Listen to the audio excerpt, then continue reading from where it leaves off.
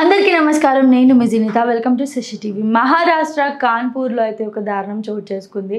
So మ్యారేజెస్ని బిజినెస్గా మార్చుకున్న ఒక మహిళ గురించి అయితే ఈరోజు నేను మీతో మాట్లాడబోతున్నాను. సో ఆమె పేరు వచ్చేసి సమీరా ఫాతిమా. తను వచ్చేసి ఒక గవర్నమెంట్ ఎంప్లాయ్ అనమాట. సో తను ఏదో స్కూల్ ఆర్ కాలేజ్లో తను టీచర్గా వర్క్ చేస్తుంది.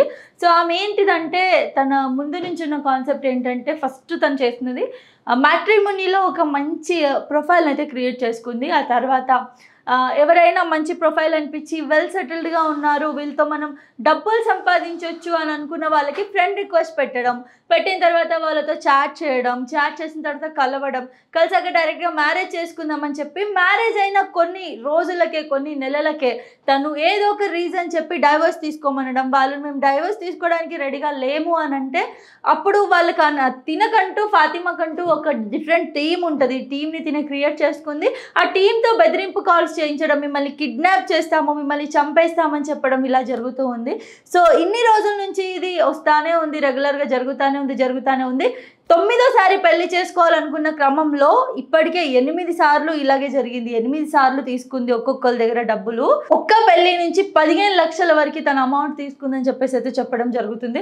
సో తను ఏంటంటే మ్యారేజెస్ని బిజినెస్గా మార్చుకుంది. సో 8 పెళ్ళిళ్ళు అయిపోయిన తర్వాత 9వ పెళ్లికి సిద్ధమైన తర్వాత వీళ్ళల్లో నుంచి ఒకరు వచ్చి లేదు ఇలాగైతే చాలా మంది అన్యాయం అయిపోతారని చెప్పి తను పోలీస్ స్టేషన్కి రావడం, వచ్చాక తనతో పాటు అందరూ వచ్చి తనపై కేసు వేయడం వల్ల ఇప్పుడైతే ఫాతిమాపై కేసు అయితే రిజిస్టర్ అయిందనమాట. సో తిని ఏం చేసిందంటే బిజినెస్గా మార్చుకుంది. తనకు వచ్చే గవర్నమెంట్ జాబ్ నుంచి ఏదైతే తనకి ఇన్కమ్ వస్తుందో అది సరిపోదన్నట్లుగా తిను ఇలా ఇల్లీగల్గా ఏదైనా చేద్దామని ఆలోచించి ఇలాంటి పని అయితే చేసుకొచ్చింది. సో ఆడవాళ్ళే కాదు, అసలు ఆడవాళ్ళలా బిహేవే చేయలేదు తనని ఒక రకంగా చెప్పవచ్చు. ఎందుకంటే ఎవరు కూడా ఆడవాళ్ళు ఇలాంటి పనులు అయితే చేయరు. ఎందుకంటే వాళ్ళకి మ్యారేజ్ అన్నా హస్బెండ్ అన్నా ఒక వాల్యూ అనేది ఉంటుంది. సో తినకి ఏమీ వాల్యూ లేదు. హస్బెండ్ అన్నా వాల్యూ లేదు, పెళ్ళన్నా. అసలు పెళ్ళి అంటే అందరూ ఏమంటుంటారు, జీవితంలో ఒకేసారి చేసుకుంటారు కాబట్టి చాలా ఘనంగా చేసుకోవాలి. సో 9-8 సార్లు పెళ్లి చేసుకున్న ఆమెకి అసలు పెళ్ళి అంటే ఫీలింగ్ ఏముంటుంది, పోయి పీటల మీద కూర్చుందా వెళ్ళిపోయింది, అంతే ఉంటుంది. కానీ అంతకు మించి ఏ ఫీలింగ్ అంటూ తనకు లేదు. సో తను ఇంకోటి ఏంటి అని అంటే తను ఎలా ప్లాన్ చేస్తుందంటే ఇలాగే వచ్చిన తర్వాత డైవర్స్ అని చెప్పి 15 lakhs డిమాండ్ చేస్తుంది. 15 lakhs ఇవ్వమన్న క్రమంలో వీళ్ళ టీంతో తను బెదిరింపు కాల్ చేయిస్తుంది. ఈ క్రమంలో ఏంటి అని అంటే ఫస్ట్ తను ఇమోషనల్గా, ఇప్పుడు ఫస్ట్ వాళ్ళు ఎందుకు చేసుకున్నారని మీకు ఒక డౌట్ రావచ్చు కదా. సో ఫస్ట్ వాళ్ళు ఎందుకు చేసుకున్నారు అంటే ఫస్ట్ ఒక మ్యారేజ్ చేసుకుంది, డైవర్స్ అయిపోయింది. వాళ్ళు సెకండ్ టైం మళ్ళీ ఇంకొకటిని ట్రై చేస్తుంది. బాగా వెల్ సెటిల్డ్ ఉన్నాడు, వీడు మనకు సెట్ అవుతాడు అనిపించిన వాళ్ళైతే చూసుకున్న తర్వాత ఇమోషనల్గా బ్లాక్మెయిల్ చేస్తుంది.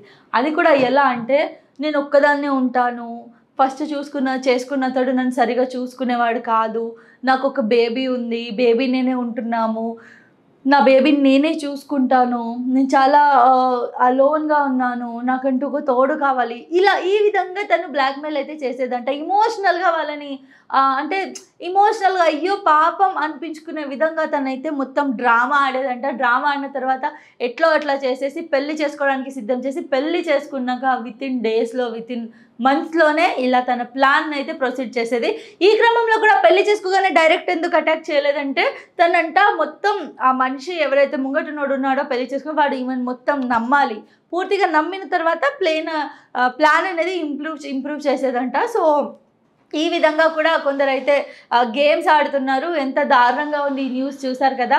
సో ఆడవాళ్ళని కూడా నమ్మరాదు. అండ్ అలాగే ఇంకోటి ఏం చెప్తానంటే నార్మల్గా మన చుట్టుపక్కల వాళ్ళు మనకు తెలిసిన వాళ్ళని మనం పెళ్లి చేసుకోవాలంటేనే 100 సార్లు ఆలోచిస్తాము. అలాంటిది జస్ట్ ఆఫ్టర్ ఆల్ ఒక మ్యాట్రిమోనీ, అందులో ఒక ప్రొఫైల్, లక్షలాది ప్రొఫైల్స్ ఉంటాయి. అందులో ఏది నిజం ఏది ఫేక్ అనేది ఎలా తెలుసుకోకుండా మీరు పెళ్ళిళ్ళు చేసుకుంటారు, మీ డబ్బులు కోల్పోతారు, మీ విలువలను కోల్పోతారు అనేది అయితే నేను డైరెక్ట్ ఆ 9 మంది 8 మందిని అయితే క్వశ్చన్ చేస్తున్నాను.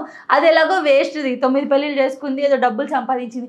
మీకన్నా బుద్ధి ఉండాలి కదా. ఎంత సెటిల్డ్ ఉన్న వాళ్ళని చేసుకుంది, సెటిల్డ్ ఉన్న వాళ్ళని చూస్ చేసుకుందంటే మీరు అందరూ మంచి ఎడ్యుకేటెడ్ పర్సన్స్ అయి ఉంటారు కదా, మంచి మైండ్ సెట్ ఉన్న వాళ్ళు అయి ఉంటారు కదా. మీరెందుకు ఆ అమ్మాయి చేతిలో మోసపోయారు? ఒక ఆడది అందరిని ఆడిస్తుంది అంటారు కదా, అదే చేసింది ఈమెయితే ఖచ్చితంగా.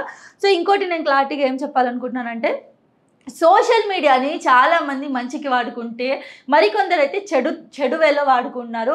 దీనికి సంబంధించి ఏఐని ఎంత చెడుగా వాడుకుంటున్నారో నేను రీసెంట్గా కొన్ని వీడియోస్లో మీకు చెప్పడం జరిగింది. మా ఛానల్లో అవి మీరు చూడొచ్చు. సో సేమ్ అదే విధంగా ఇప్పుడు దీన్ని సోషల్ మీడియాని వీళ్ళు మిస్యూజ్ చేసుకున్నారని చెప్పొచ్చు. ఈమె ఎవరైతే ఫాతిమా ఉందో సమీరా ఫాతిమా దీనైతే మిస్యూజ్ చేసుకుందని చెప్పొచ్చు. ఎందుకంటే మంచి ప్రొఫైల్ క్రియేట్ చేసుకొని మ్యాట్రిమోనీ అని నమ్మించి అసలు ఏ డీటెయిల్స్ తెలియకుండానే అసలు